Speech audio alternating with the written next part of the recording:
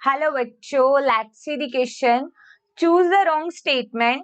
Option A, solubility of CO2 in blood is 20 to 25 times higher than that of oxygen. Option B, the total volume of air accommodated in the lungs at the end of forced inspiration is called the total lung capacity. And option C, O2 can bind with hemoglobin in a reversible manner to form oxyhemoglobin. And option D, every 100 ml of deoxygenated blood deliver approximately 5 ml of CO2 to the alveoli. देखो यहाँ पे हमें पूछा गया है कि कौन सा रॉन्ग स्टेटमेंट है. ऑप्शन ए में लिखा है कि कार्बन डाइऑक्साइड की जो सॉलिबिलिटी होती है ब्लड में वो 20 से 25 टाइम हायर होती है कंपेरेटिवली ऑक्सीजन. तो ये बिल्कुल करेक्ट स्टेटमेंट है. ठीक है.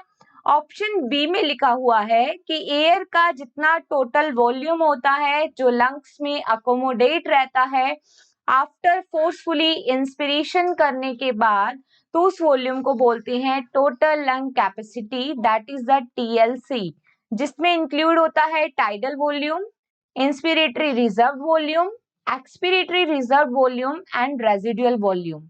ठीक है. It is also correct here. Option C है, ऑक्सीजन हीमोग्लोबिन के साथ जब बाइंड होती है then it form oxy haemoglobin. ठीक है. और ऑक्सी हीमोग्लोबिन एक रिवर्सिबल मैनर में बाइंड होती है. ठीक है. ऑक्सी हीमोग्लोबिन, क्योंकि ये एक ऑक्सीजनेशन प्रोसेस होता है, नॉट ऑक्सीडेशन, क्योंकि ऑक्सीडेशन इरिवर्सिबल मैनर होता है and oxygenation is the reversible manner. So it is also correct here.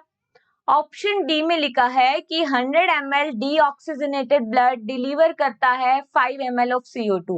तो कितनी CO2 डिलीवर करता है? 4 ml ऑफ CO2. तो ये यहाँ पे रॉन्ग स्टेटमेंट है.